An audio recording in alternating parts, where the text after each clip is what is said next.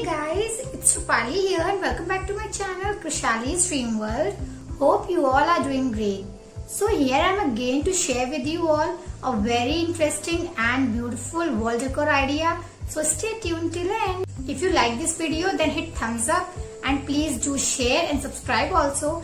And do not forget to hit the bell icon to stay notified. And you all can also follow me on my Instagram. Link is given in my description box. So without any further delay, let's get started.